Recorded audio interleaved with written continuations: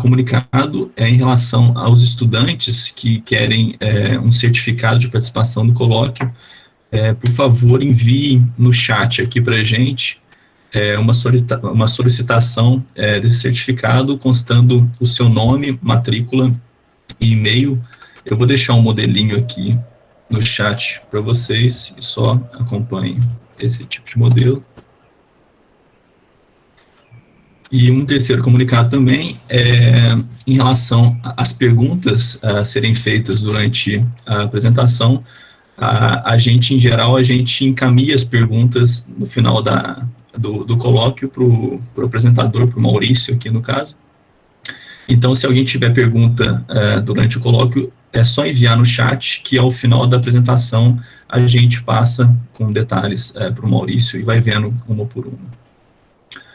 Bom, então é um prazer ter o Maurício Richards aqui para apresentar esse colóquio para a gente. Maurício, ele é professor lá na Universidade Federal do ABC e ele trabalha principalmente com teoria da relatividade geral, em particular nos tópicos de superradiância e modos quase normais, e ele vai falar exatamente um pouco para a gente aqui sobre superradiance and quasi-normal modes in analog black holes. Então, eu agradeço novamente ao Maurício ter aceitado o convite de participar desse colóquio para a gente aqui apresentar sobre suas pesquisas, e eu passo então a palavra para o Maurício. Muito obrigado. Obrigado, Fernando. Bom dia a todos. Eu agradeço pelo convite ao Fernando, ao Marco, né, que me mandou o e-mail, ao Daniel, todos que me falaram comigo. Estou vendo aí algumas pessoas que eu não via há muito tempo, né, o Thiago, que é lá da Unicamp, quando eu estava terminando o doutorado, quando eu estava começando o doutorado, na verdade, ele já estava, acho que já tinha terminado, eu estava terminando, estava por lá. Então é bom rever as pessoas. Bom, sobre as perguntas, né, só antes de eu começar, se quiserem fazer as perguntas no meio da apresentação, não me importa, então, eu só não vou estar acompanhando o chat toda hora, né, então se o Fernando quiser passar para mim as perguntas, né, quando eu estiver aí sei lá, num momento, mudando de um slide para outro, ou coisa assim, né, pode ficar à vontade. Aí, se precisar de uma resposta mais detalhada, aí eu deixo para responder no final. Mas podem ficar à vontade para fazer as perguntas durante a apresentação. Então, vou começar aqui, deixa eu só maximizar. Bom, então, esse trabalho... eu vou falar de alguns trabalhos aqui que eu fiz, né? Basicamente, são os meus trabalhos envolvendo modelos análogos de gravitação. E aqui eu coloquei alguns colaboradores, né? Foram as pessoas que mais contribuíram, assim, pelo menos, né, na minha concepção aqui para esses trabalhos, né? Junto comigo aqui, a Silke Weinfurtner, que é basicamente a minha colaboradora em todos esses experimentos, né? Ela que, na verdade, faz toda a parte, o maior trabalho, né, da parte experimental, de manter o laboratório. E o Theo Torres era um aluno dela que também participou ativamente, né? Foi o principal responsável pelos experimentos em si.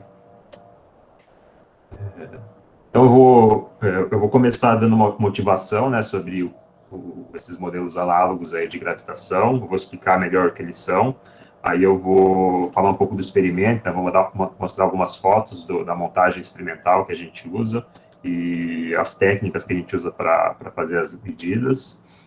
E aí eu vou falar dos experimentos em si, né, que são dois experimentos, um que a gente, né, mediu a superradiância. Vou explicar o que é superradiância e vou explicar como que foi o experimento. E vou depois falar do experimento mais recente, que é esse que a gente mediu os modos quase normais, né, ou pelo menos uma parte dos modos quase normais, também usando um modelo análogo de gravitação. Então aqui vocês podem ver uma foto do experimento, né, uma foto real lá do experimento. E aí esse aqui é um vórtice num tanque de água, né, então a água está girando, tem um ralo aqui no fundo do tanque, e aí forma esse vórtice aqui. Então, O experimento, como vocês vão ver, acontece lá na Universidade de Nottingham, no Reino Unido, né? Então, eu tenho ido para lá com bastante frequência, uma vez por ano, mais ou menos. Só esse ano está difícil, né, por causa da pandemia, mas até o ano passado eu estava indo com frequência anual lá e tenho ficado 2 meses para ajudar nos experimentos. Então, a motivação, né, para os modelos análogos, né, de gravitação é a seguinte, né?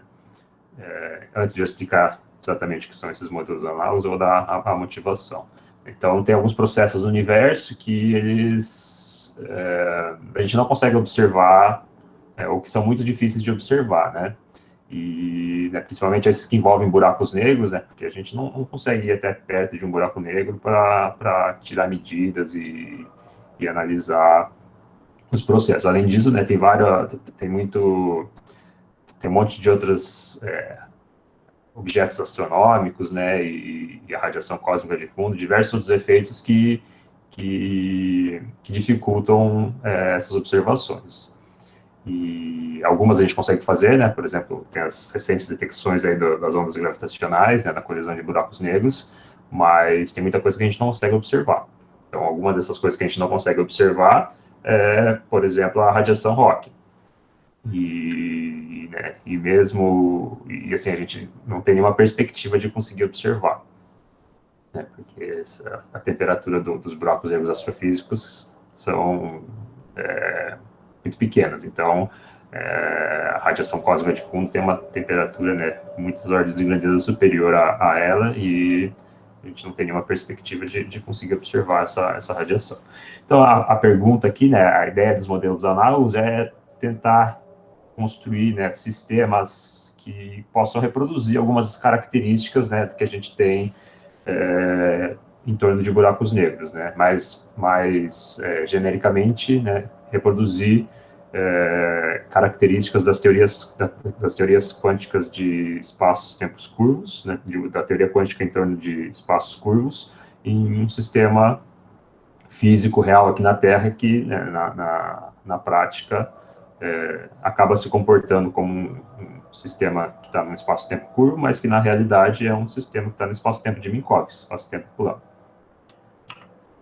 Então, né, a pergunta toda, né, toda essa história começou em 1981, quando o Unruh publicou esse paper aqui, que ele, né, se perguntava, né, se era possível ver a evaporação experimental de um buraco negro. E ele colocou aqui no abstract que, né, ele mostrou que os argumentos que levam à evaporação do buraco negro, os argumentos originais lá do Hawking, de 74, também prevêem um espectro térmico para as ondas sonoras, né, que são produzidas num fluido que satisfaz algumas condições, que eu já vou explicar quais são. Então, bom, basicamente é o que eu acabei de falar, né, está aqui nesse slide, ó, que os modelos análogos são sistemas que tentam reproduzir alguns efeitos de espaços-tempos curvos, né, tanto efeitos clássicos como quânticos, e, né, eles levam a pergunta se a gente consegue observar esses efeitos num laboratório. E eles foram primeiro propostos pelo Unruh, né, mas diversas outras pessoas trabalharam independentemente em ideias similares. Eu já vou, não, eu gosto sempre de avisar que, né, esses sistemas, eles são sistemas análogos, então, né, você não observar alguns desses efeitos nesses sistemas análogos, né, por exemplo, no caso do Unruh aí, o primeiro que ele propôs foi a água, não significa que você observou a radiação Hawking de um buraco negro astrofísico, né? Significa só que você está vendo uma analogia. E aí, o quão boa é essa analogia, né, vai depender das hipóteses que você está fazendo na sua analogia e se elas são verificadas ou não no seu experimento real. Mas, né, rigorosamente falando, se você observa a radiação Hawking na água, você não está observando a radiação Hawking no buraco negro astrofísico, né? Os sistemas, os detalhes são totalmente diferentes, então, assim, os detalhes são diferentes, né, apesar da ideia ser a mesma, né? Isso que faz a analogia funcionar. Então, aqui tem uma ideia, né, para quem nunca ouviu falar dos modelos análogos, né, a ideia de como funciona um buraco negro análogo, né? Então, essa figurinha aqui foi um desenho que o Unruh mesmo fez para explicar essa analogia. E a gente pode pensar nessa figura da seguinte forma, né? Tem um rio aqui, uma cachoeira, então a água aqui na parte de cima da cachoeira, né, tem uma certa velocidade, e aqui embaixo da cachoeira tem uma outra velocidade que é maior do que na parte de cima da cachoeira. Então, ou seja, a água está acelerando aqui da direita para a esquerda. E aí suponha que você tem peixes, né, que conseguem viver nesse rio aqui, eles conseguem nadar rápido o suficiente para ficar estacionários aqui ficar paradinhos aqui em um certo ponto dessa cachoeira, desse rio.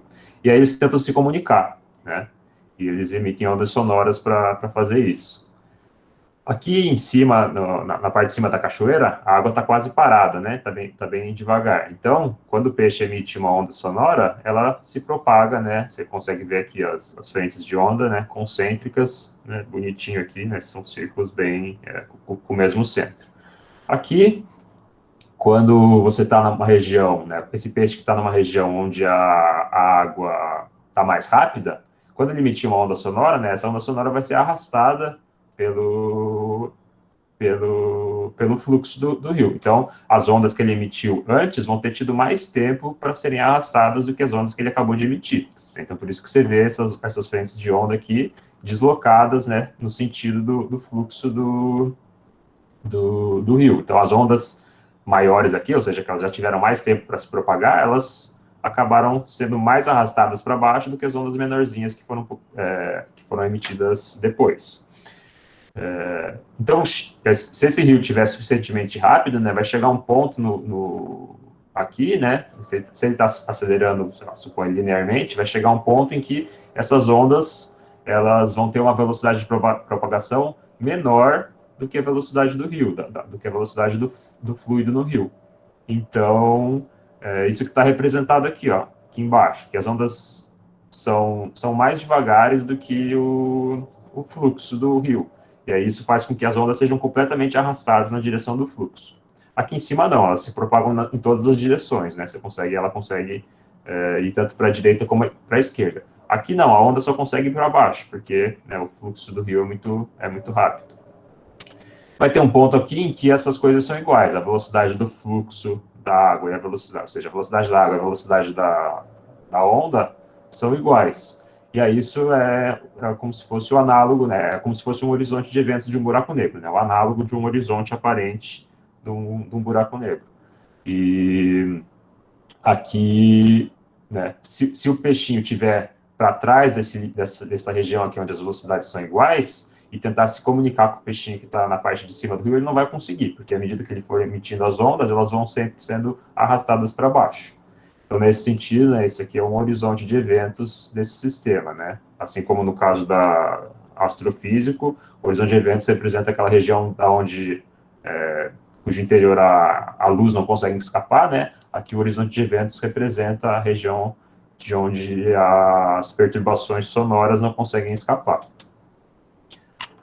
Então, né, essa analogia toda surgiu, como eu disse, com o Unruh, né, que fez essa formalização aí, e ele fez isso quando ele estava dando um curso de mecânica dos fluidos, né, que ele estava explicando a equação de a equação de Euler, né, e perturbações da equação de Euler, e percebeu que se você faz algumas hipóteses, né, do fluxo ser rotacional, invícido, barotrópico, né, aí você vai ter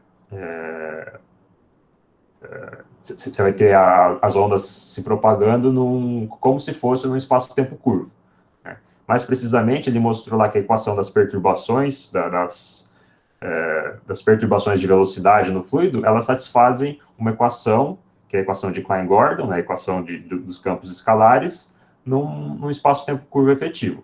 E a métrica, né, que descreve esse espaço-tempo curvo, né, ou seja, que mede como você... ou seja, a quantidade que te diz como que as distâncias e os ângulos são medidos nesse sistema aí, efetivo, é dada por essa expressão aqui, né? Então, ela depende tanto do c, que no caso aqui é a velocidade de propagação do som no fluido, e o v, que é a velocidade do fluido em si. Então, vocês podem ver que aqui tem uma coisa importante que vai acontecer quando o c e o v forem iguais, né, que é esse termo aqui vai ser zero. E isso aqui é justamente o que representa esse análogo do horizonte de eventos. Se você comparar essa métrica aqui com a métrica de um buraco negro, né, o buraco negro mais simples de todos, que é o buraco negro de Schwarzschild, você vai ver que elas são bem parecidas.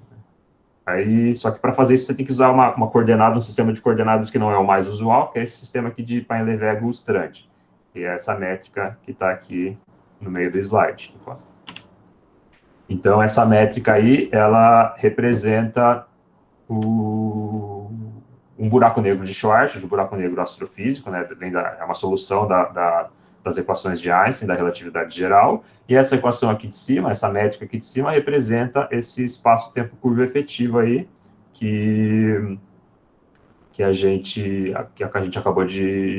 sobre o qual a gente acabou de falar. E se você comparar as duas coisas, você vai ver, né, que elas são basicamente as mesmas, se você fizer uma identificação que o v, né, a velocidade do fluido, é igual a raiz de 2m sobre r. Então, né, basicamente, se você fizer essa analogia aí, e o c aqui, né, aqui na equação de baixo, a velocidade da luz está convencionada como sendo 1, aqui em cima a velocidade c representa a velocidade das perturbações, né? Mas, né, fazendo essa analogia, você consegue ver que as ondas eletromagnéticas aqui, né, na verdade, né, o espaço-tempo como um todo é descrito por essa equação, né, em Schwarzschild, e aqui em cima a gente consegue ver que as perturbações sonoras satisfazem, né, se comportam como se estivessem num espaço-tempo curvo que tem um buraco negro. E o buraco negro está justamente no ponto onde que esse termo aqui da métrica, o termo, né, temporal aqui, se anula, né, quando ele troca de sinal. Então, aí continuando, né, usando essa analogia e quantizando o campo que representa a onda sonora, o Unruh mostrou que, né, seguindo as mesmas contas que o Stephen Hawking fez lá em 1974 para deduzir a radiação Hawking, né, se ele mostrou que fazendo a mesma coisa, ele consegue deduzir que esse buraco negro análogo aí também deve emitir um tipo de radiação, né, e a temperatura associada a essa radiação, a esse buraco negro análogo aí, ela é dada por essa expressão aqui, né, que depende basicamente do gradiente de como essa quantidade aí, né, a velocidade do som e a velocidade do fluido, né, como que essa diferença aí se aproxima, varia com a posição. E, obviamente, aqui, né, no caso da onda sonora, você não, na prática, né, o sistema é clássico, né, então, pelo menos nas dimensões que a gente está interessado, o sistema é clássico, e isso aqui tudo é uma analogia, né, mas, mesmo assim, você tem como medir, né, em princípio, um análogo da radiação Hawking nesse sistema clássico. Obviamente que aí você não vai medir as partículas em si, mas você vai medir isso através da amplitude das ondas sonoras, né, e você vai estudar um espalhamento aí, vai fazer uma analogia com as amplitudes que aparecem lá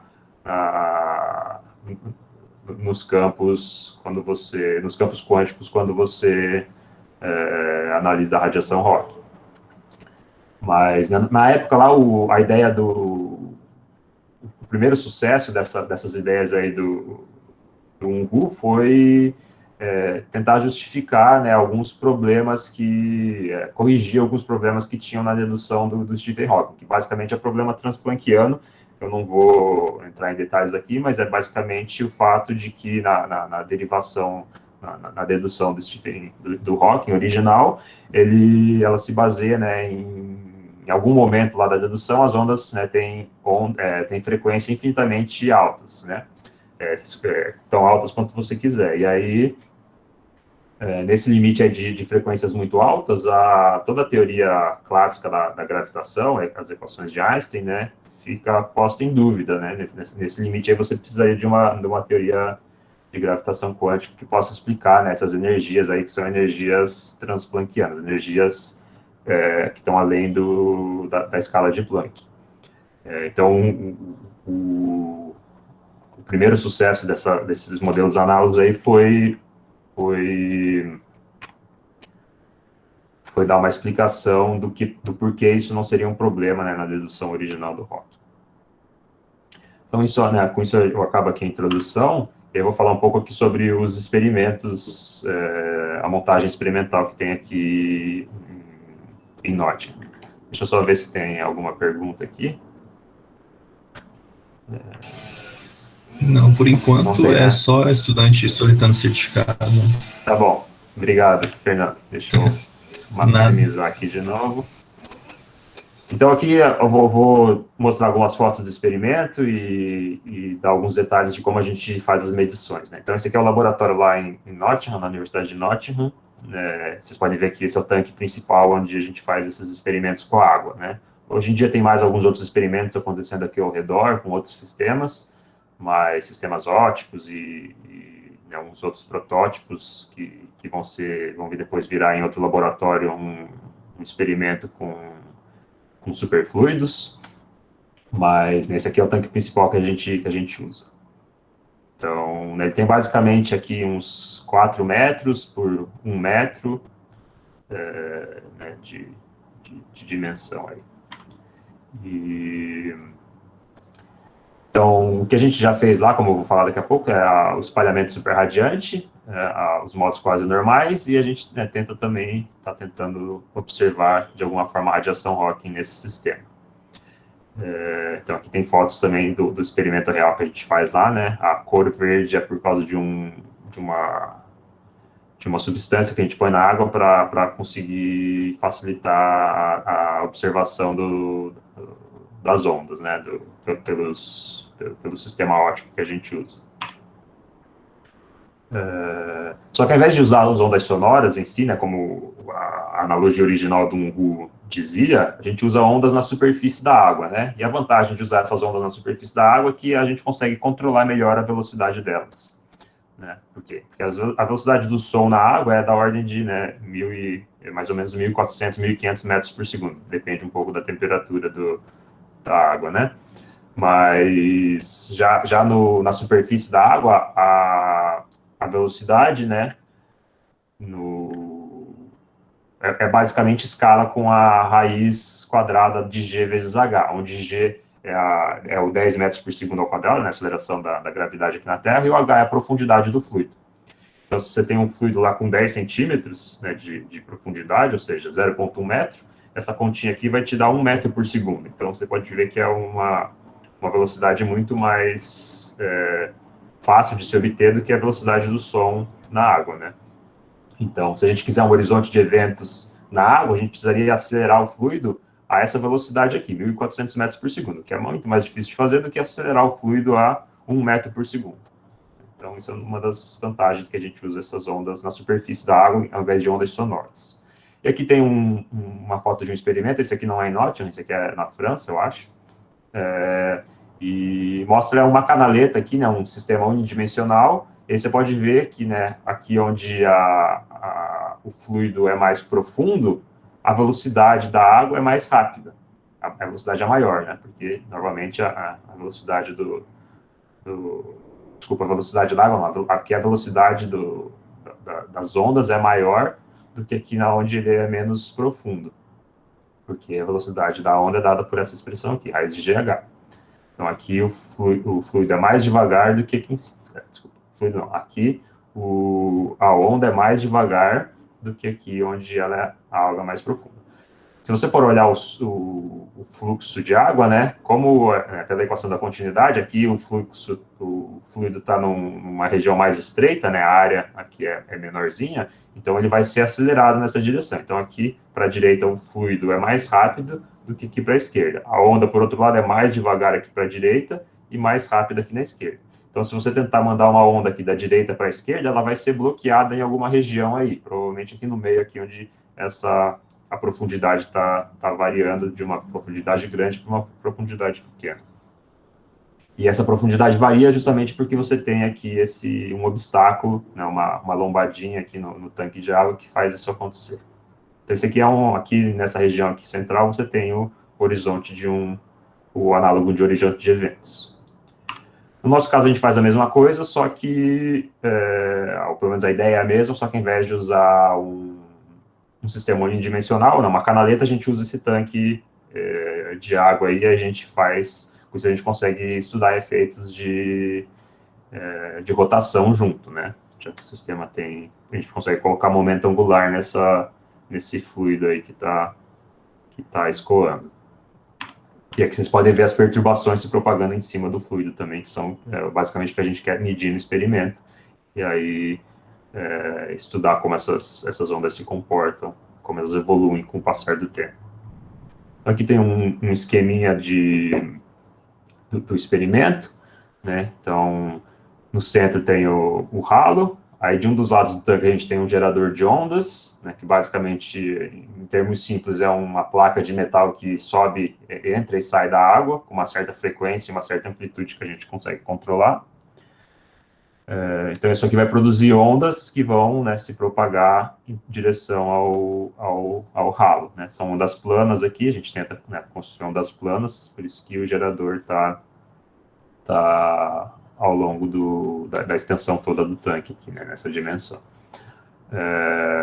Aí, aqui do outro lado tem basicamente é uma praia, né, uma rampinha, né, que se comporta como se fosse a praia que a gente vê no litoral, que ela absorve as ondas, né, então isso serve para as ondas não refletirem nessa parede aqui da esquerda e depois voltarem para o sistema. A gente quer minimizar isso para que isso não interfira no experimento. E, por último, aqui a gente tem também, né, a água entra no sistema por uma tubulação que entra aqui por um dos lados do tanque. A gente pode também fazer a água entrar por esse outro canto aqui, onde está o gerador, mas, né, em geral, justamente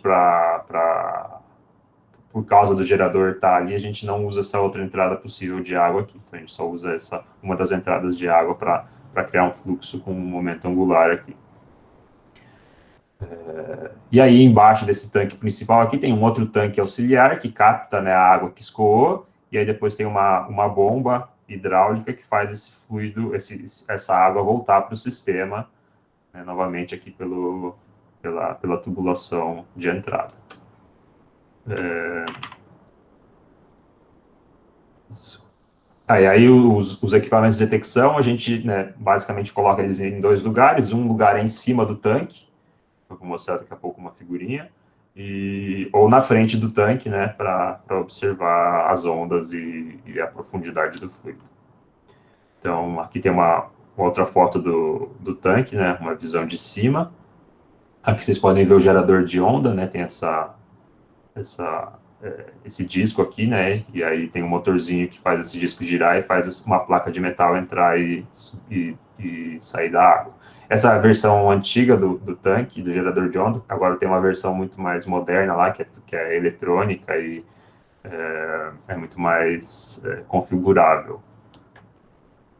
Mas eu não tenho foto aqui, eu acho, desse novo gerador. Aqui tem uma fotinha, né, com uma lente aí diferente, só para dar a ideia de um espaço-tempo curvo, né, só uma coisa para fomentar a imaginação aí das pessoas, né, mas aí vocês podem ver aqui que tem um equipamento nessa caixinha preta aqui, que ela é um dos sensores que a gente usa na detecção. Aqui em cima, nessa estrutura de metal, a gente pode fixar as câmeras e os equipamentos que a gente usa para detecção. Então, esse aqui é um dos equipamentos que a gente usa para isso. E ele está relacionado a esse equipamento aqui, é uma empresa alemã que fez, chama InShape, e daqui a pouco eu explico rapidamente o que ele faz. Aqui tem os detalhes um pouco mais técnicos, eu vou tentar passar bem rápido por isso, né? Mas basicamente é a explicação da equação que funciona que governa as perturbações na superfície do fluido, e Basicamente, aqui são as equações de Euler e de continuidade também, né, junto com a condição da irrotacionalidade do fluido, que é essa aqui, rotacional do V igual a zero. Só que aqui, né, a gente tem, as condições de contorno são bem importantes, né, e inclusive as condições de contorno, elas dão, né, as incógnitas do problema estão nas condições de contorno, né, porque a profundidade do fluido, ela, em princípio, né, a priori, ela não é conhecida, né, ela vai depender dos parâmetros da configuração do seu sistema. E o que a gente quer medir, basicamente, né, as ondas, basicamente, representam perturbações nessa profundidade do fluido. E é isso que a gente, né, quer medir no experimento. Bom, basicamente, a solução mais simples para esse problema aqui, quando você tem um sistema bidimensional, né, com duas dimensões, é o vórtice rotacional, né, também conhecido como a banheira. E, basicamente, são tanto a velocidade radial como a velocidade angular desse sistema, né, se eu usar coordenadas polares aqui, são inversamente proporcionais à distância do vórtice, né. Então, esse é o vórtice rotacional, né, só ali onde toda a vorticidade está contida no ponto R igual a zero, né. Qualquer outro ponto do fluido que você pegar, você não consegue ver nenhuma vorticidade.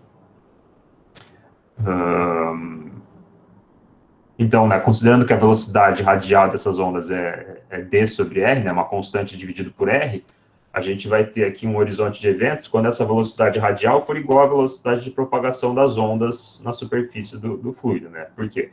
Porque aí, se a velocidade radial, né, a velocidade do fluido, for maior do que a velocidade das ondas, né, isso significa que as ondas não conseguem escapar, né, dessa região onde isso acontecer.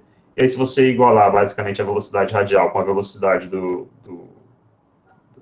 das ondas no fluido, você vai ter uma condição aqui que vai te dizer onde que está o horizonte de eventos. Em geral, só que em geral, né, o sistema na prática ele é um pouco mais complicado, então, né, tanto a velocidade radial como a velocidade do fluido, elas dependem da distância de uma forma um pouco mais complicada, né? A velocidade do fluido não é constante e a velocidade da onda também não é constante. Então, assim, e aí isso vai, né, dar uma relação que na prática é mais complicada, mas a ideia é essa. Tem um outro detalhe que é importante também, é que as ondas na superfície da água, elas, em geral, elas são ondas dispersivas, né? Então, a relação de dispersão delas não é linear, ou seja, a relação entre a frequência e o número de onda, né, o inverso do comprimento de onda, ela não é linear. E vão aparecer, né, correções aqui de ordem superior em K na relação de dispersão. Toda analogia, né, é baseada na relação de dispersão linear. Então, a gente espera que esses modelos análogos, né, eles sejam bem descritos quando você tiver um fluido irrotacional, né, isso é importante, e quando você tiver no regime linear, né. No caso aqui das ondas sonoras, o regime linear corresponde a ondas que tem comprimento de onda muito maior do que a profundidade do fluido. Então, idealmente, a gente quer um tanque bem grande e bem raso para poder estar no regime linear em que a velocidade das ondas é uma constante, a raiz de GH. Ou seja, onde a velocidade da onda não depende da frequência ou do comprimento de onda, né? Mas, em geral, né, isso não acontece, e no nosso tanque, né, a gente tem que levar em conta essas relações de dispersão para fazer as análises. A gente precisa de um tanque muito maior para poder estar sempre no regime linear. Bom, então aí como que a gente mede, né? O que a gente mede nesses sistemas aí? A gente mede basicamente a velocidade do fluido e a gente quer medir também como que a superfície do fluido se comporta com o passar do tempo, né, de acordo com a posição. Então, para medir o fluxo de água, a gente usa uma técnica que chama, né, a Particle Image Velocimetry, e para medir a superfície do fluido em si, a gente tem duas técnicas, uma é usando esse sensor que eu mostrei lá, o InShape, aquela caixa preta em cima do tanque, e outra é uma técnica que chama Fast Checkerboard Demodulation. as técnicas, né, que esse EnShape, que esse sensor EnShape usam, ela acaba sendo uma caixa preta, né, então acho que eu não consigo explicar aqui todos os detalhes de como essa caixa funciona para devolver as informações sobre a superfície do fluido. Mas o Fast Checkerboard Demodulation eu consigo explicar de uma forma um pouco mais completa. Aqui eu vou, né, para não gastar muito tempo, eu vou ser um pouco breve nessas técnicas, para depois sobrar mais tempo para falar, para sobrar algum tempo para falar sobre os experimentos em si. Então, né, a técnica para medir a velocidade do fluido, né, a que a gente usa aqui é o Particle Image Velocimetry, PIV, abreviando, e basicamente consiste em colocar partículas na superfície da água ou no interior do fluido, se você quiser medir a velocidade no interior do fluido, e acompanhar como essas partículas se mexem com o passar do tempo. Então, tem técnicas para fazer isso, né? Você não acompanha, obviamente, partícula por partícula, né? Você faz isso por blocos, né? Você divide a imagem em blocos, e aí vê como esses blocos se comportam com o passar do tempo, e aí você refina esses blocos, faz eles ficarem menores. Tem várias técnicas e softwares, algoritmos para fazer isso, mas, né, basicamente aqui tem uma foto de um instante de tempo das partículas, aí você tira a mesma foto, né, alguns instantes depois, e aí você, comparando as duas imagens, consegue, e sabendo, né, qual que foi o intervalo de tempo entre elas, consegue ter uma ideia da velocidade instantânea das partículas. E aí, com isso, você tem uma ideia da velocidade instantânea do fluido. E aí, com isso, né, a gente usa essa técnica em vários pontos do fluido e consegue obter um gráfico desse tipo aqui, ó, por exemplo. Os pontinhos são os dados experimentais, usando essa técnica IPIV, e a curva laranja é um fit, né, usando uma curva 1 sobre R, né, inversamente proporcional à distância, que é o que a gente espera obter no modelo mais simples possível, né. E aí, aqui, né, tem uma representação disso. Então, isso é para medir a velocidade do fluido. Para medir a velocidade, para medir a posição, ver como a superfície do fluido se comporta, então a gente usa essa caixinha preta aqui, esse EnShape, e usa esse outro método aqui, que é o Fast Checkerboard Demodulation, que eu vou explicar aqui rapidamente como ele funciona, né? Basicamente, acho que essa imagem aqui é mais ilustrativa do que o texto ali. Depois eu posso mandar o texto, compartilhar quem quiser ver com detalhes. Basicamente, a gente projeta um padrão, né? Um padrão de interferência na superfície do fluido, e aí, se esse fluido, né? Se não tiver nenhum fluido ali, esse padrão de interferência não vai ser alterado, vai ficar, né, vai estar no fundo do tanque um padrão de interferência e não vai ser alterado. Na verdade, a gente projeta no fundo do tanque o padrão de interferência, não na superfície. Dá para fazer na superfície também, tem algumas técnicas diferentes, né, mas vamos pensar que a gente está fazendo a projeção desse padrão no fundo do tanque. Só que aí, se tiver água em cima do tanque, né, esse padrão vai ser deformado, porque você está observando, né, a câmera que está observando esse padrão, ou seu olho, né, quando você está observando esse padrão, você está fora do tanque. E aí você vai ver uma coisa deformada, como se esse padrão que eu estou mostrando aqui. Então, a câmera vai captar esse padrão deformado, né? E está bem deformado assim porque tem onda passando, né? Então, se tiver uma onda, sei lá, circular aí, você vai ver uma coisa bem deformada. E aí tem técnicas que você pode usar para reconstruir, né, obter, inferir a profundidade do fluido a partir desse padrão deformado aqui, né, que basicamente é usando, medindo correlações e fazendo transformadas de Fourier, e aí, basicamente, você pode reconstruir a superfície do fluido, né? Então, aqui tem essa análise aqui, essas figurinhas aqui são uma análise teórica, né? Não é do experimento real, mas o experimento real é parecido com isso. E aí você tem uma imagem reconstruída aqui da onda que estava na superfície a partir da deformação do padrão que você projetou no fundo do tanque ou na superfície do tanque. Tem alguns jeitos diferentes de fazer isso. Bom, então usando essas técnicas aí para medir a superfície do fluido, né, a gente consegue basicamente conhecer a profundidade do fluido em um dado ponto, XY do meu tanque, em um dado instante T que eu estou fazendo o experimento. Então, essa técnica aí me permite conhecer a profundidade H do tanque, da água em função de X, Y e T. É isso que a gente usa para fazer as análises dos fenômenos. Então, acho que eu tenho mais uns 10 minutinhos aí, um pouquinho mais talvez, né? Mas vou aqui explicar rapidamente os experimentos. Então, o primeiro experimento que a gente fez lá, começou há muito tempo atrás, eu comecei a me envolver com isso lá em 2010, com a Cica, ela nem estava em Nottingham ainda, eu estava na Unicamp, ainda estava terminando o meu doutorado, mas o experimento a gente só conseguiu terminar e fazer as medidas bonitinho lá por 2015, mais ou menos. A ideia é medir a superradiância, né? A superradiância é um fenômeno no qual, basicamente, você extrai energia de rotação de um objeto espalhador, né? Então, se a onda que você espalha tem frequência suficientemente pequena, você consegue fazer com que ela extraia energia de rotação de um objeto que está espalhando ela.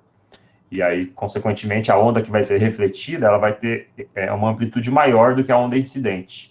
Normalmente, num processo de espalhamento, a onda que vai refletida, ela tem amplitude menor, né? Porque ela deixou energia no objeto espalhador.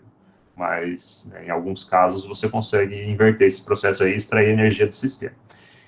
Quem descobriu isso pela primeira vez foi o Zeldovich, e ele mostrou que a superradiância ocorre basicamente se essa condição aqui for satisfeita. A frequência ômega da onda tem que ser menor do que o produto entre m, que é o número azimutal da onda, vezes o ômega, que é a velocidade de rotação do objeto. Ele mostrou também que só as ondas que estão, né, são cogirantes com o objeto, que elas são amplificadas. O Zeldovich fez isso para ondas eletromagnéticas, num cilindro, mas ele já previu que a mesma coisa poderia acontecer para buracos negros em rotação, né? Então, uma onda por exemplo, uma onda gravitacional que é espalhada por um buraco negro em rotação, ela pode extrair energia de rotação desse buraco negro, né, e, consequentemente, aumentar a sua amplitude no processo, desde que sua frequência seja suficientemente pequena. Que é o que está nesse slide aqui, né? Basicamente, o coeficiente de reflexão num processo de espalhamento por um buraco negro pode ser maior do que 1, pode ser maior do que 1, né? Se algumas condições forem satisfeitas, basicamente a frequência ser suficientemente pequena. E a ideia é observar isso num buraco negro análogo, já que, né, observar isso num buraco negro astrofísico, pelo menos até hoje, ninguém nunca conseguiu, né? E tem algumas limitações para se fazer isso, né? E aí, aqui tem uma foto do experimento que a gente fez. Então, isso aqui é uma imagem reconstruída a partir das informações que a gente obteve com aqueles métodos de detecção lá, o EnShape e aquele método FCD, né, o Checkerboard Demodulation, Fast Checkerboard Demodulation. Então, aí, né, a gente pega as informações que esse método nos dá sobre a superfície da água, aí filtra as ondas, né, tira o ruído, o background, e aí a gente tem simplesmente as ondas que a gente produziu. Então, aqui, nesse caso aqui, a gente está usando o gerador de onda para produzir uma certa onda com uma certa frequência e uma certa amplitude. No caso aqui, a onda está vindo da esquerda, então a imagem está invertida em relação às figuras que eu mostrei antes para vocês, sobre que dizia em que o gerador de ondas estava na direita. Aqui a imagem está invertida, então o gerador de ondas aqui está na esquerda, aqui são as frentes de onda, né, se propagando da esquerda para a direita, aí elas são espalhadas pelo vórtice, que é esse negocinho aqui no meio, e aí você vê esse padrão de interferência, né, que é mais visível aqui no lado direito.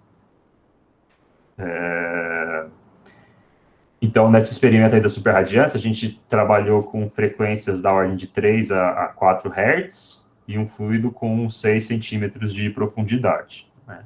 E para quem conhece aí o efeito Aharonov-Bohm, aqui tem o análogo dele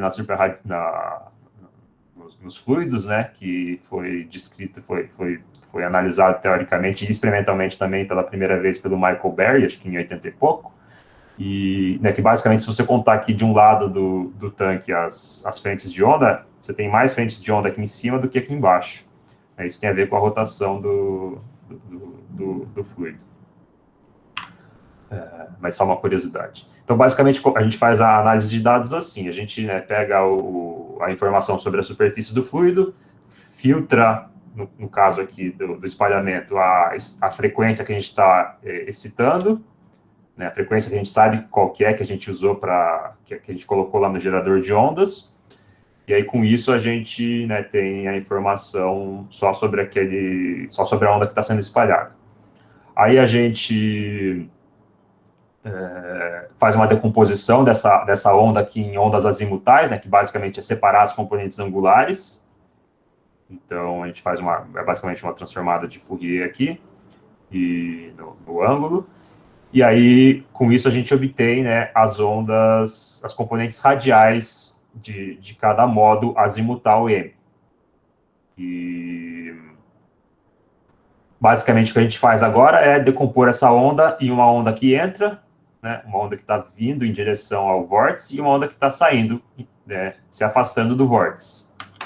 E aí a gente quer medir essas amplitudes dessas ondas, da onda que está entrando e da onda que está saindo para cada valor de M, para cada número azimutal M. E aí, comparando essas amplitudes, a gente consegue dizer se a onda for amplificada ou não. Então, basicamente, essa é a ideia do experimento, né? Então, a gente faz todo esse tratamento de dados aí, e aí encontra essa onda aqui, essa componente radial de cada modo azimutal. Então, aqui tem uma figurinha aquela mesma figura que eu mostrei antes, mas para diferentes frequências, né? E vocês podem ver as frequências, o comprimento de onda mudando aí de uma figura para outra. E aqui tem essas componentes radiais da onda, né? A parte que vai em direção ao vórtice, e a parte que está sendo espalhada, que sai do vórtice. Então, basicamente, isso está aqui do lado direito, né? O lado direito, os pontinhos são os dados experimentais, né? Dessa componente radial dos modos azimutais, e sendo que as curvas em vermelho e amarelo são os fits, né? Os fits usando essa expressão aqui, né? Que está aqui na direita da onda, que são basicamente senos e cossenos, né? Se a gente estiver suficientemente longe do vórtice, a gente espera que, né, as ondas possam ser descritas por senos e cossenos de maneira apropriada. E a onda vermelha e a onda amarela, né, a diferença entre elas é que uma é a onda entrando e a outra é a onda saindo.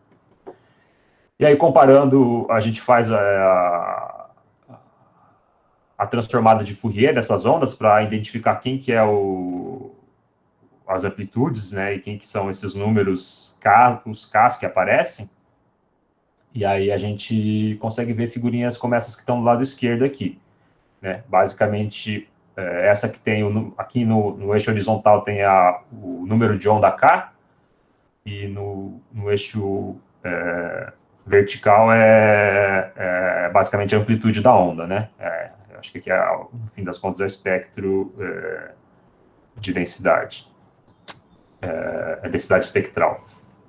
E aí, vocês podem ver aqui que a onda aqui...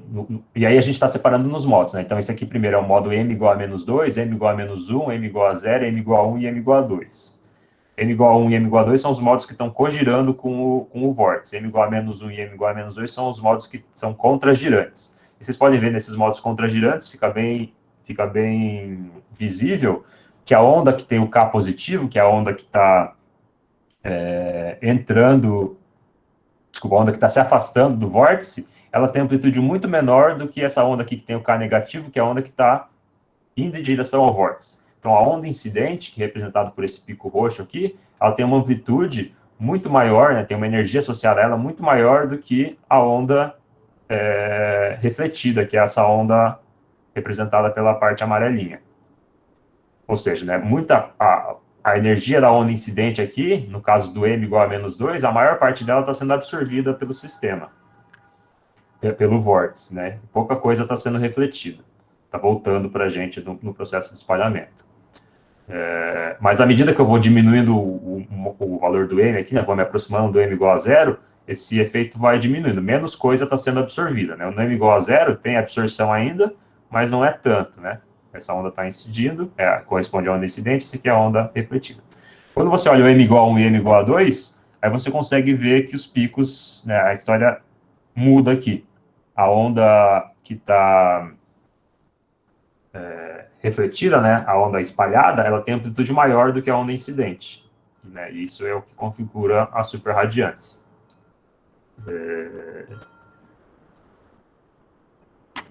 E aí a gente fez, né, basicamente um gráfico para ver como é o comportamento dessas amplitudes aí, né, esse coeficiente de reflexão, que basicamente é a razão entre a amplitude da onda refletida e da onda incidente, né, como que esse coeficiente de reflexão se comporta com a frequência, né, lembrando que a gente usou aqui frequências entre 3 e 4 Hz. E aí, dá para ver aqui, eu não vou entrar nos detalhes aqui das figuras, né, acho que a ideia era só mostrar o fenômeno em si, né, mas aqui a superradiância você consegue ver basicamente em dois casos aqui, que esses triângulos aqui, ó, essa curva aqui que eu estou seguindo com o mouse, né, que a partir de uma certa frequência, o coeficiente de reflexão fica maior do que 1. E também nessa curva laranjinha aqui dá para ver isso, que a partir de uma certa frequência ela fica maior do que 1.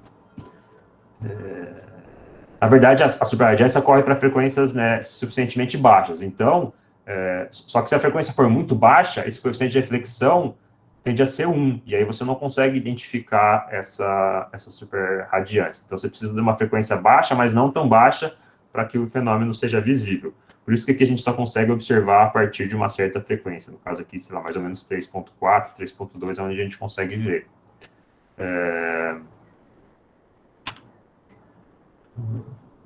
E aqui também tem essa curva para diferentes valores de E, diferentes números azimutais e uma frequência fixa, que é onde os resultados foram melhores, né, que era o 3.7, que foi 3.7 Hz.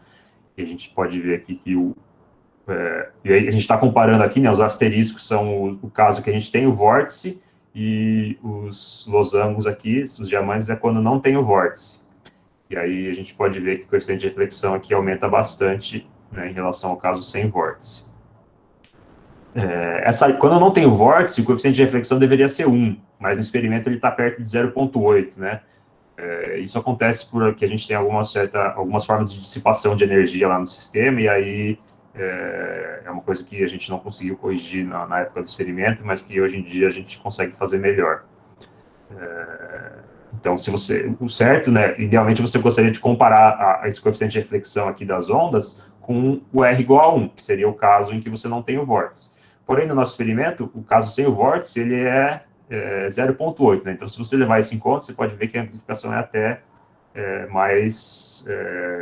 fica mais evidente ainda, né? Mas mesmo se você levar em conta o R igual a 1, você ainda tem uma amplificação.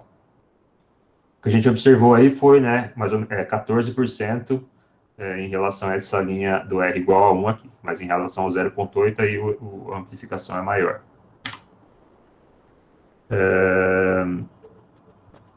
Para terminar aqui, eu vou falar do outro experimento que a gente fez, usando essa montagem experimental aí, que ele é mais recente, também foi publicado esse ano, né, mas o experimento a gente terminou mesmo ano passado, ano retrasado, né, mas aí teve todo o processo de revisão e análise dos dados, que basicamente consiste em medir o relaxamento, né, a relaxação de um vórtice hidrodinâmico, daquele vórtice que eu mostrei para vocês lá antes. Isso é análogo ao que acontece quando você tem uma colisão de buracos negros, né, que você tem basicamente 3 fases, a fase em que os buracos negros estão se aproximando um do outro, a fase em que eles efetivamente se unem, né, que é quando você tem a maior emissão de ondas gravitacionais, e a parte final, que é onde você tem o relaxamento, né? E aí, em princípio, né, em teoria, você pode usar esse relaxamento para identificar qual foi o buraco negro formado, né? Porque esse relaxamento, ele depende, né, basicamente só dos parâmetros do buraco negro formado, da massa e o momento angular dele. Então, a ideia é fazer a mesma coisa aqui para um vórtice hidrodinâmico, é tentar ver as oscilações características do vórtice e identificar qual que são as propriedades desse vórtice, basicamente as velocidades de rotação e o fluxo, a velocidade do fluxo da água nesse vórtice. Então, o que a gente faz é tentar medir os modos quase normais, né, que basicamente são as frequências características associadas ao buraco negro ou ao buraco negro análogo. Basicamente é uma parte real, uma frequência com uma parte real com uma parte imaginária. A parte real, ela te diz como que esses modos oscilam, né, efetivamente, e a parte imaginária diz como eles decaem com o passar do tempo, né. Essas oscilações quase normais são oscilações que perdem energia com o passar do tempo, né. Então, elas têm uma frequência, uma parte complexa associada, né, que está relacionada ao tempo do decaimento. Nesse experimento aqui, a gente não consegue medir esse tempo de decaimento, até porque o sistema está sendo continuamente excitado, né? Então, a gente não consegue ver o decaimento das ondas de energia, mas a gente consegue ver a parte real, né, que está relacionada à frequência dessas oscilações características. E aí, né, tem toda uma análise teórica por trás disso que a gente consegue prever quem são essas frequências características que a gente vai observar no vórtice, né? Essa análise tem, né, você usa o Hamiltoniano associado, você consegue associar um Hamiltoniano ao sistema, e aí achar os pontos críticos desse Hamiltoniano, e eles vão te dar, basicamente, as frequências dessas oscilações características do vórtice. Então, aqui, diferentemente do problema da superradiância, a gente não excita o sistema com uma onda externa de frequência bem definida, né? A gente, basicamente, olha para as oscilações naturais do sistema que estão produzidas ali pelo ambiente, né, vibração mecânica ali do tanque, do prédio e coisa do tipo. E aí a gente pega esse sistema com esse ruído e aí tenta analisar esse ruído, né, tenta filtrar dentro desse ruído quais são as oscilações preferidas ali, as oscilações que foram produzidas naturalmente no sistema. Então, aqui a análise de dados é um pouco mais difícil, porque a gente não consegue filtrar uma frequência específica, a gente tem que olhar todas as frequências. Mas a ideia de fazer a decomposição nos modos azimutais é a mesma. A gente faz a decomposição nos modos azimutais da superfície da água, e aí separa, né, os modos, ou seja, separa os modos de acordo com o valor do M, né, do número azimutal, aí faz transformadas de Fourier no tempo depois para ver as componentes, né, quais são as frequências preferidas do sistema, né? A gente faz isso vendo a densidade espectral. E, bom, basicamente, a gente faz vários experimentos e, né, consegue uma densidade espectral média nos experimentos, né, e de acordo fazendo uma média na posição da medida no tanque, e a gente consegue encontrar picos desse tipo aqui, ó, na densidade espectral, né? Cada pico corresponde a um valor azimutal diferente. E então vocês podem ver, né, que de acordo com o valor do M, você tem um pico em uma frequência diferente. Então, com isso a gente consegue relacionar o número azimutal com a frequência associada àquele número azimutal. Essa basicamente é a frequência de oscilação característica daquele valor, daquele modo. E a gente faz um gráfico, né, do M em função da frequência. E a gente obtém coisas desse tipo aqui. Aqui dá para ver melhor, né? Esses pontinhos verdes são os dados experimentais que relacionam o número azimutal com a frequência. E aí aqui em verde, desculpa, em preto, a linha contínua e a linha tracejada, elas representam basicamente a mesma coisa, são os resultados da análise teórica, né? Então, das contas teóricas e numéricas que a gente faz, a gente prevê essa linha tracejada aqui, e o que a gente observa é a linha verde. Então, né, os resultados experimentais são bem compatíveis com o que a gente espera. E uma coisa que está em processo aqui ainda, a gente ainda tem que melhorar isso, é usar esse espectro para tentar inferir as características do fluido. Então, a partir desse espectro, a gente inferir qual que é a velocidade radial e a velocidade angular do fluido. Isso é uma coisa que a gente tem feito, e basicamente, bom, é um processo que ainda a gente precisa melhorar, mas aqui tem uma ideia disso, né? Basicamente, a gente quer encontrar o melhor fit para esses dados experimentais aqui, esses pontinhos, né? Assumindo que a gente não conhece a velocidade do fluido ainda. E aí a gente, né, no fim das contas, a gente tem um espaço de parâmetros, né? Onde esses parâmetros aqui, C e D, representam a velocidade do fluido, e aí a gente quer encontrar, nesse espaço de parâmetros, quais que são, né, os parâmetros que vão dar o melhor fit para aquela curva aos dados experimentais. E aí, a gente, né, pretende fazer isso melhorar essa ideia no futuro. Então, termino aqui a apresentação, né, esses experimentos com modelos análogos, eles começaram mesmo a serem feitos há uns 10, 15 anos atrás, né, apesar dos modelos análogos existirem, né, ideia teórica desde os anos 80. A maioria deles é sistema unidimensional, né, inclusive os mais famosos aí usando condensados de Bose-Einstein, que, né, ficaram famosos aí bem recentemente, né, são unidimensionais, mas aqui a gente está tentando fazer, né, experimentos que envolvem rotação, né, momento angular, então por isso a gente faz um sistema bidimensional, né, e aí sistemas bidimensionais não tem muita coisa sendo feita por aí, né, eu acho que tem esse, depois tem um experimento também em outro lugar lá no Reino Unido, que tem o pessoal também fazendo com sistemas ópticos. Mas assim, a gente quer desenvolver aí essas ideias e também tentar observar a radiação Hawking nesse sistema. Acabei. Bom, muito obrigado, Maurício, pela apresentação. Foi muito interessante, bem claro o colóquio. Bom, foram feitas também algumas perguntas pelo chat aqui durante a apresentação. Acho que a gente pode passar por elas agora. Não sei se você prefere continuar compartilhando a sua tela. Pode continuar compartilhando o seu slide, que talvez você possa ir em algum slide específico, dependendo da pergunta. Primeiro tem uma pergunta do Zé Laquette, do professor Antônio Zé Laquette. Ele fez mais ou menos no meio do colóquio. E, na verdade, o que ele comentou foi que eu tenho 2 perguntas para o final do seminário. Zé Laquette, você está por aí? Estou aqui sim. Obrigado, Fernando. Bom, primeiramente, parabenizar o Maurício e agradecer pelo excelente seminário. Tá? Foi bastante inspirador, gostei muito.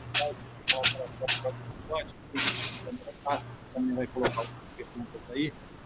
Trabalhamos com vórtices, né?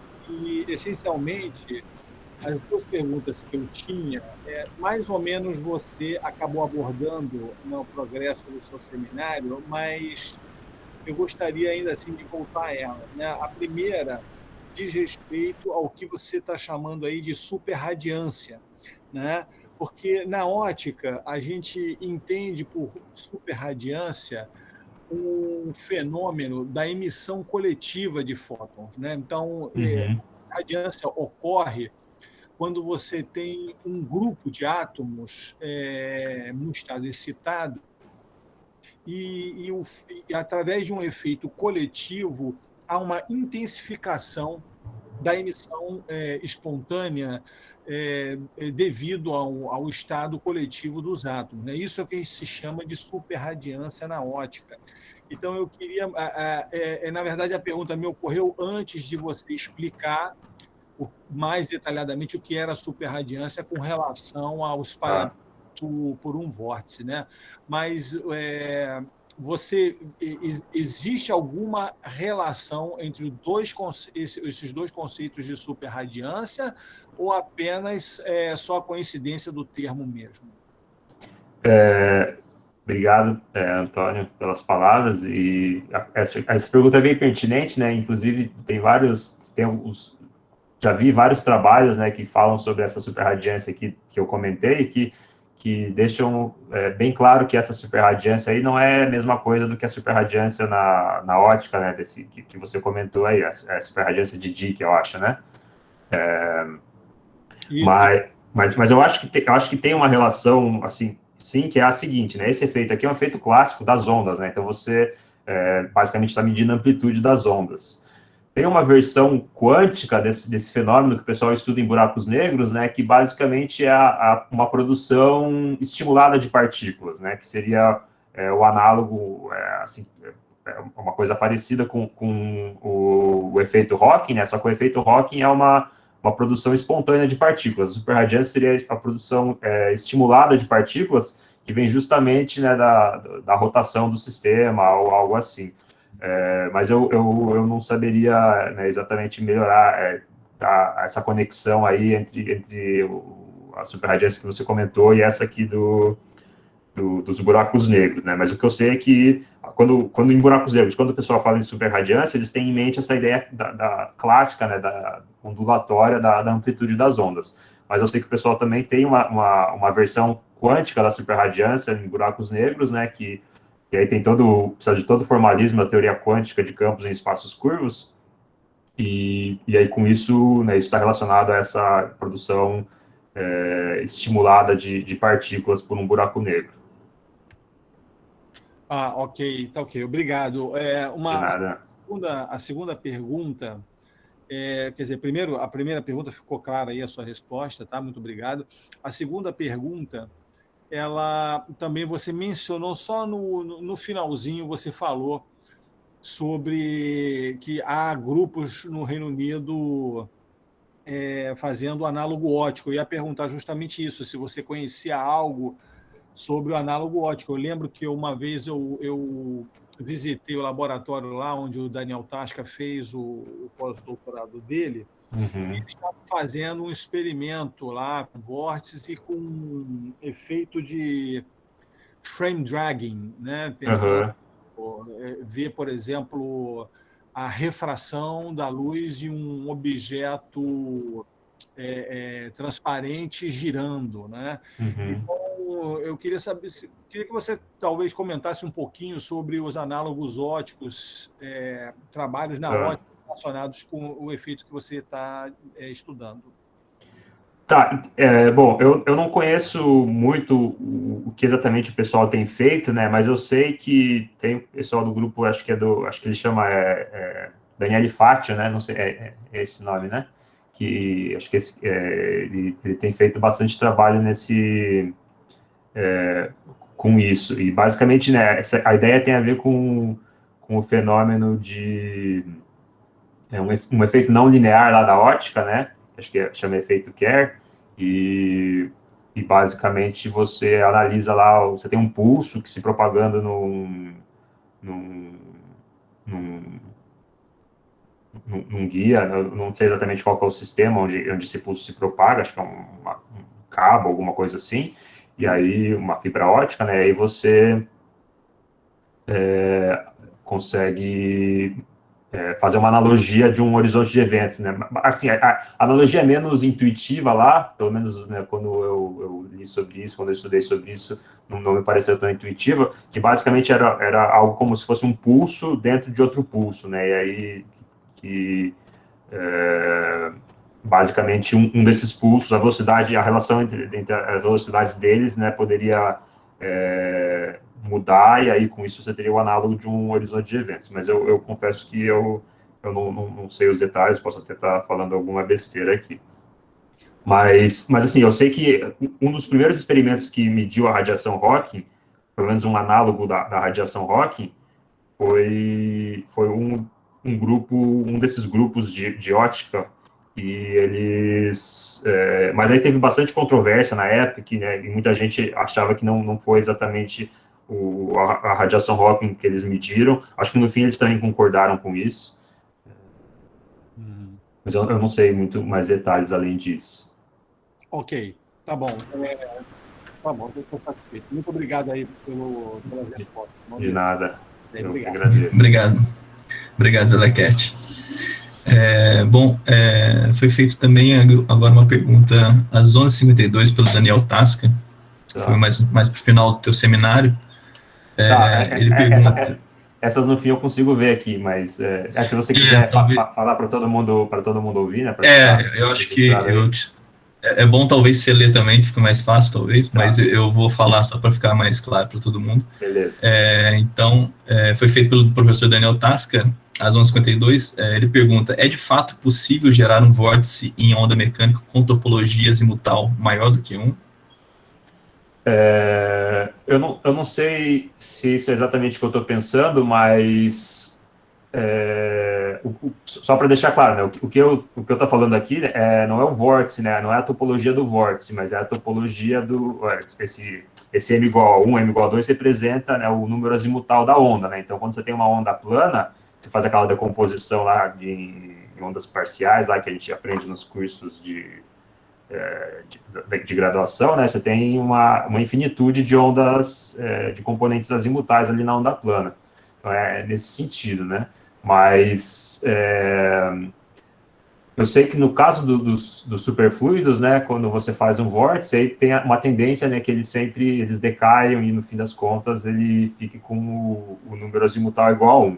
No caso da água, eu já vi alguns experimentos que eles conseguem... Tem até um experimento famoso que eles conseguem fazer um vórtice que tem uns formatos estranhos, assim, né? Sei lá, uma estrela, umas formas geométricas diferentes. Então, eu acho que nesse sentido, dessa sua pergunta, acho que está relacionado a isso. Só que aí eu não sei exatamente como eles fazem isso, eu acho que eu não sei se eles têm que mudar a configuração do tanque, eu não sei se o fluido tem que ser alguma coisa mais viscosa, mas eu acho que, assim, em princípio é possível sim. No nosso caso aqui, a gente não... É só uma água que escoa, né? Então,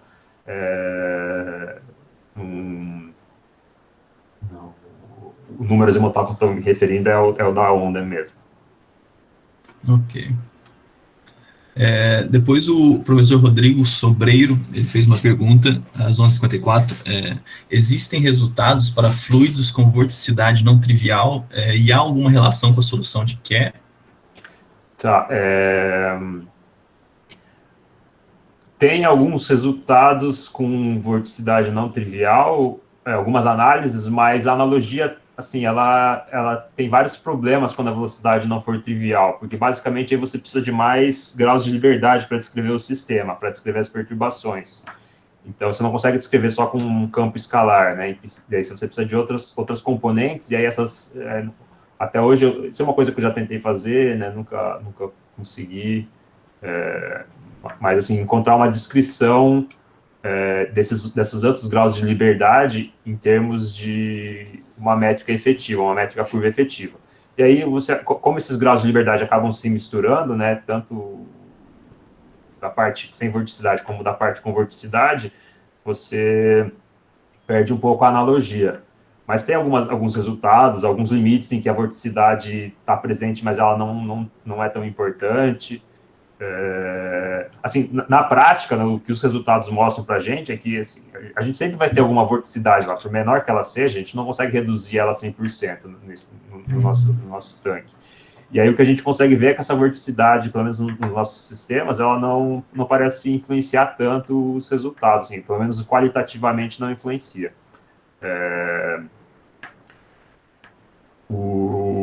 Isso é uma relação com a solução de Kerr, né? Então, a solução de Kerr dos buracos negros em rotação, elas não tem uma analogia tão direta assim, igual tem com a métrica de Schwartz, né? Se você comparar lá a métrica de Schwartz com a métrica efetiva, você tem uma relação direta entre os parâmetros. No caso de Kerr, não tem isso diretamente, não tem uma analogia tão direta, mas tem no sentido de você conseguir associar, né? Você tem conseguir associar um momento angular àquele buraco negro com rotação. Então, e aí algumas coisas permanecem, acabam sendo iguais, né? Por exemplo, o número de onda, né, da onda perto do buraco negro análogo, ele é modificado pela frequência de rotação do buraco negro. A mesma coisa acontece em Kerr, né? Então, isso, né, é basicamente essa ideia do frame dragging aí que o Antônio comentou, acontece também no fluido com rotação, mas né, uma analogia direta assim, dos parâmetros de Kerr com os parâmetros do modelo análogo não tem. Entendi. Ok.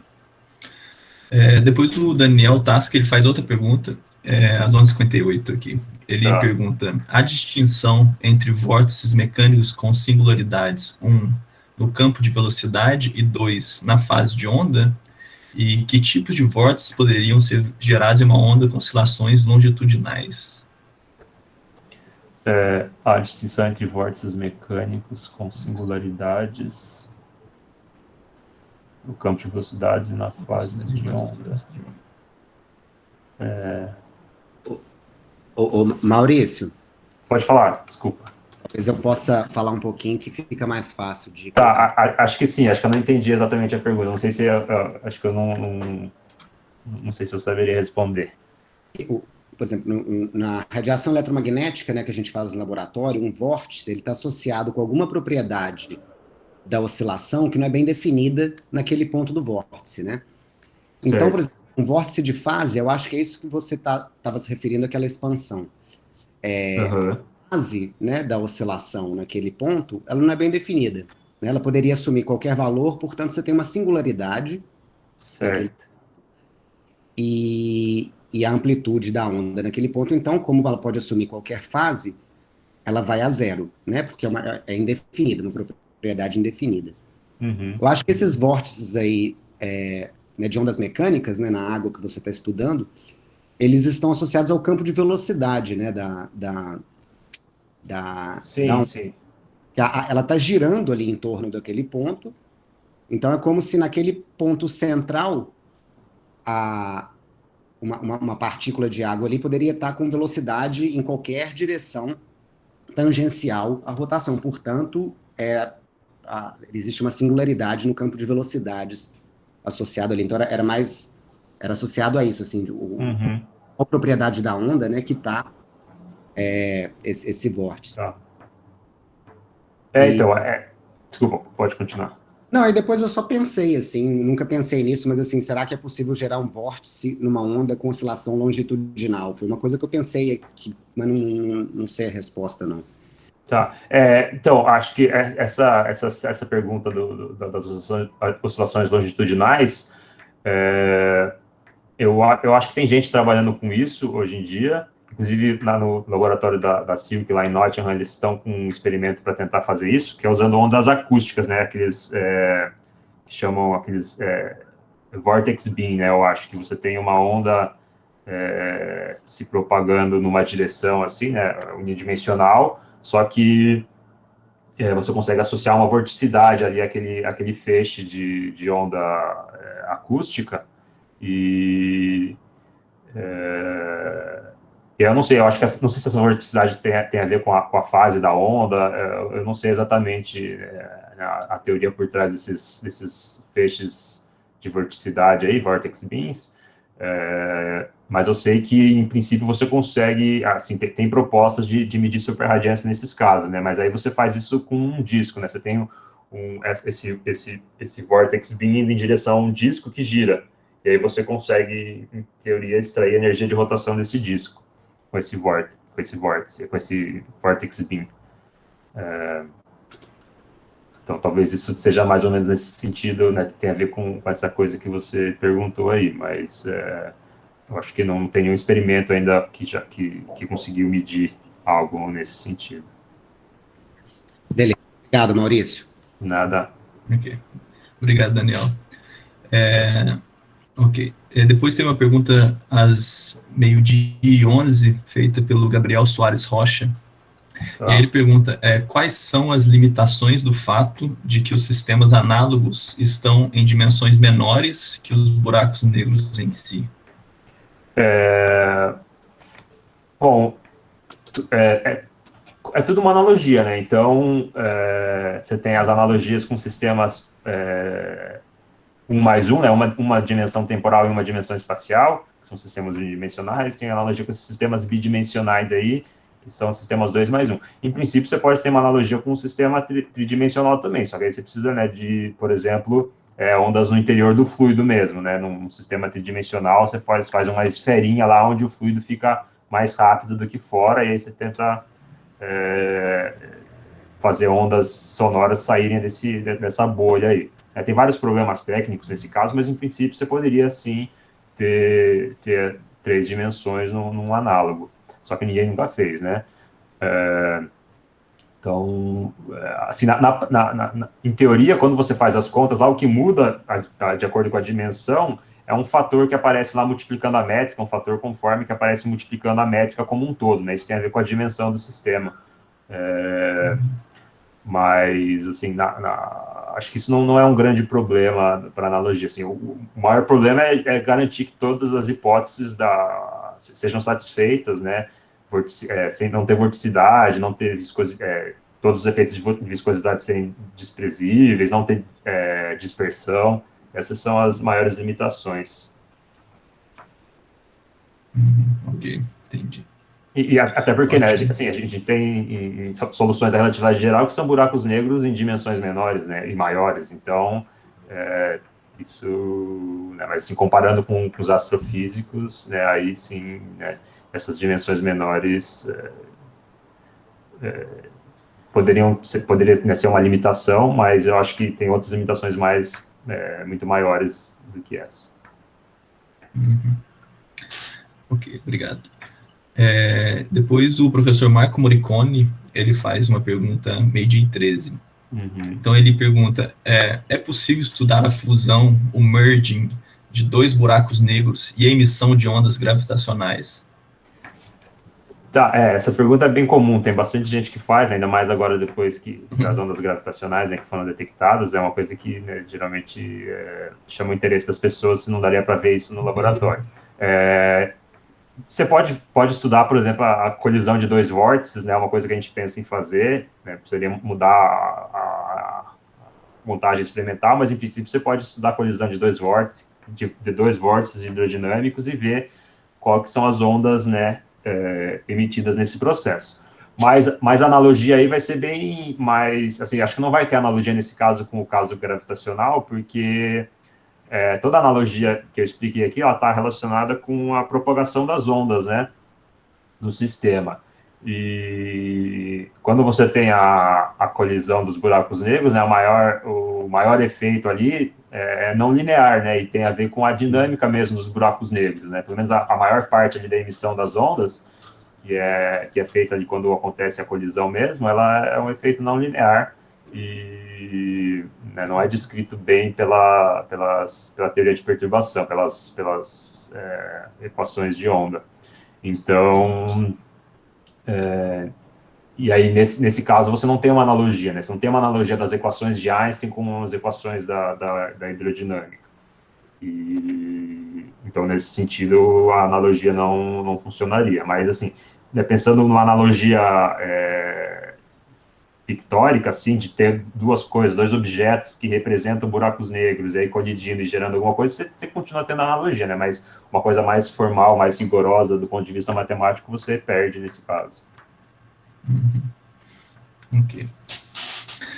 Depois teve uma última pergunta aqui, feita pelo Wagner Marcolino. Ele pergunta, alguma ideia do custo para montar um experimento desse no Brasil? Bom, acho que esses experimentos de modelos análogos eles variam bastante o custo deles, né? Por exemplo, se você os que têm tido mais sucesso, assim, né, que são sistemas intrinsecamente quânticos, são condensados de Bose-Einstein, basicamente, né? Então você precisa ter todo o aparato, montar um condensado de Bose-Einstein. Eu sei que temos alguns aí aqui no Brasil, mas eu não faço ideia de quanto custa montar um desse. Eu acho que a partir do momento que você tem um experimento desse montado que está funcionando, aí você pode adaptar ele para estudar modelos análogos, né? Mas assim, então, além de ter o pessoal, né, capacitado tecnicamente, que conhece bastante sobre os condensados, matéria condensada, eles têm que ter interesse também em medir esses efeitos, né? Então, Antigamente não tinha muita gente com esse interesse, hoje em dia tem um pouco mais, né? Inclusive esses resultados aí que saíram na Nature ano passado, eu acho, de medição de radiação Rock em condensados de Bose-Einstein, né? É um pesquisador lá de Israel que, basicamente, ele trabalhava com condensados, né? Ele começou a se envolver também nessa ideia, nessa área de análogos, né? Usando os conhecimentos que ele tinha dos condensados. Um experimento com água é mais fácil de montar, é mais barato, né? E também depende das dimensões do que você quer fazer, né? Esse tanque aí lá de Nottingham, como ele tem 2 dimensões e tal, eu acho que só a estrutura do tanque, eu lembro quando, né, a Silk conseguiu o projeto para construir isso, eu acho que foi algo entre 50 e 100 mil euros, né? E aí, que é basicamente o custo principal, aí o resto é coisinha menor, assim.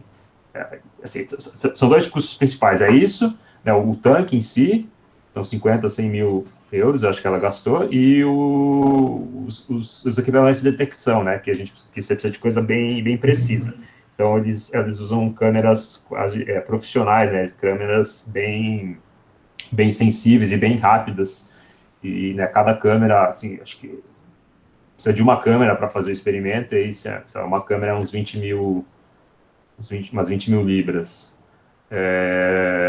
E se você quiser fazer as medidas do PIV também, né, o Particle Imaging Velocimetry, com bastante cuidado, você precisa de um laser. E aí também já vai mais aí uns milhares de libras para comprar o laser. Então, né, eu acho que imagina aí que, sei lá, uns 200, 300 mil, uns 200 mil euros, 200 mil libras, você conseguiria montar algo com água, assim, com o tanque daquele jeito. Dá para montar uma coisa bem mais simples, uma coisa unidimensional, né, com uma canaleta de água, um kit de experimento de física de fluidos, assim, e né, o Alberto, que foi meu orientador de doutorado, ele montou alguma coisa lá na Unicamp, um experimento, ainda, né, agora com a pandemia, a gente ia começar a mexer no experimento, mas aí com a pandemia a gente não pôde mais fazer isso, né? Então acho que no ano que vem a gente vai conseguir voltar ao experimento. Assim, tem as suas limitações, né? Um sistema bem mais simples, unidimensional, a gente não tem equipamentos de detecção tão avançados, tão caros, tão precisos, mas dá para fazer alguma pesquisa ali, alguma coisa interessante. Eu acho que ele deve ter gastado uns 50 mil reais para fazer tudo, ou menos até. Bacana. Bacana. Bom, o professor Rodrigo, o Gabriel Soares e o Marco Morcone, todos eles agradecem pela resposta e pelo colóquio. E teve também uma última pergunta agora que eu vi aqui, a MEDI 26, feita pelo professor Jesus Dublian. Ele pergunta: qual o grau de similitude pode ter um experimento realizado em laboratório com água com o que possa acontecer em um buraco negro? Então, essa também é uma pergunta que geralmente aparece bastante, né, e que né, acho que a maioria dos críticos dos modelos análogos, né, as críticas estão relacionadas com essa pergunta aí, né, de que você está aprendendo bastante coisa sobre o sistema análogo, né, sobre a água, no caso, sobre os condensados, mas você não está aprendendo nada sobre os buracos negros em si, porque são sistemas diferentes. E aí, né, a resposta para essa pergunta depende do quanto você acredita nas analogias, né? Então, assim, além, óbvio, dos detalhes mais técnicos, né, que são o quão bom são as hipóteses que você assumiu na sua teoria e se elas estão sendo satisfeitas no seu experimento ou não, né? Mas assumindo que todas as hipóteses que você fez na sua analogia elas estão satisfeitas, né? Aí vai depender de como você enxerga, como você, né, interpreta essas analogias.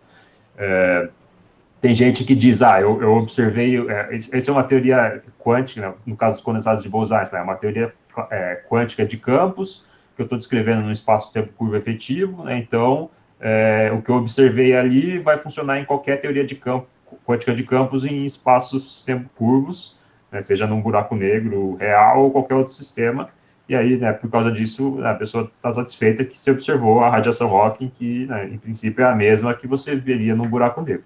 Por outro lado, né, tem gente que diz, os sistemas são diferentes, né, então eu observei um tipo ali, uma coisa análoga à radiação do buraco negro de Hawking, mas não é a mesma radiação, né, pode ser que se eu for lá no buraco negro, eu não vai ver essa radiação, ou que eu vai ver uma outra coisa.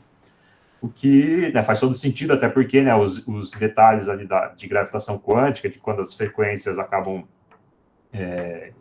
nos limites, ali a teoria microscópica é diferente na água e diferente no condensado de Bose-Einstein, diferente no buraco negro, mesmo se as perturbações estiverem satisfazendo as mesmas equações. Então, acho que assim, isso depende mais de uma interpretação de quem está vendo, quem está enxergando o problema. Né, mas, assim, pensando um pouco menos, né, mais... sem levar em conta essa interpretação, tudo depende de quanto você está satisfazendo as suas hipóteses, né, da analogia ou não. Nos casos reais, os experimentos com água com que eu trabalho, tem várias hipóteses ali que não são satisfeitas 100%, né? E aí, né, isso gera limitações, né, mas mesmo assim a gente consegue ver os efeitos ali. Entendi. Ótimo.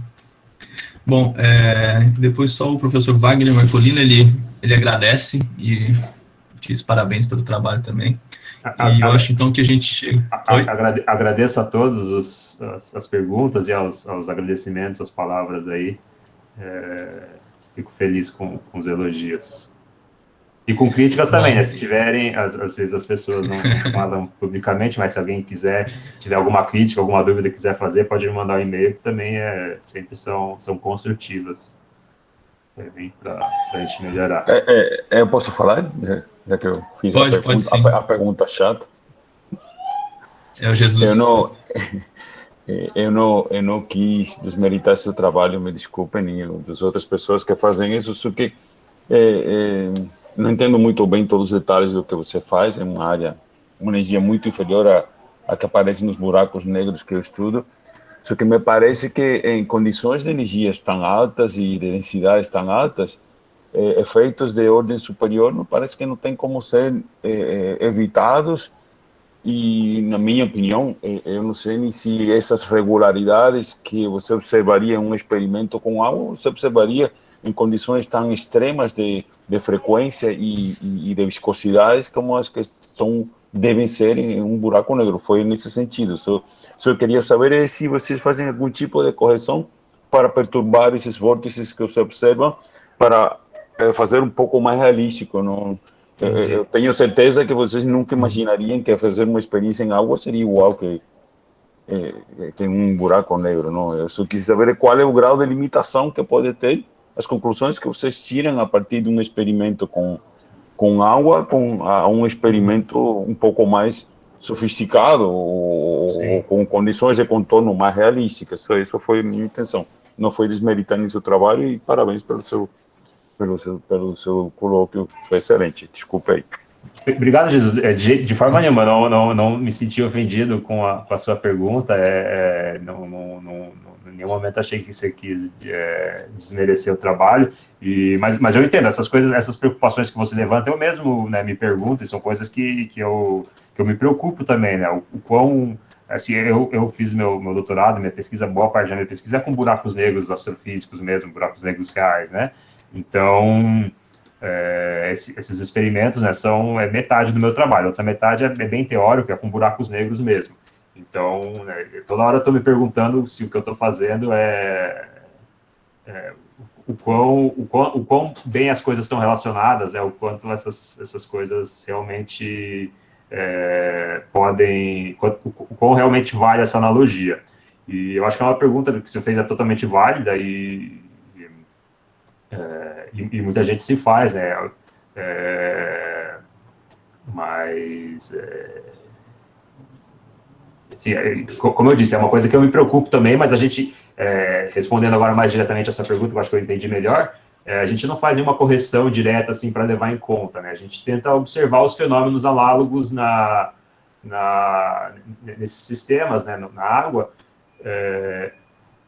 eu sempre tento tomar o cuidado, né, às vezes eu acho que eu deixo escapar, mas eu sempre tento tomar o cuidado de deixar claro que, né, a gente está observando o fenômeno num outro sistema, né, que não é um buraco negro de verdade. Então, né, sempre é uma analogia, é uma motivação para estudar aquilo, mas, para mim, pelo menos, isso acabou virando um estudo à parte, né, de entender esses sistemas mais do que fazer previsões para um buraco negro real.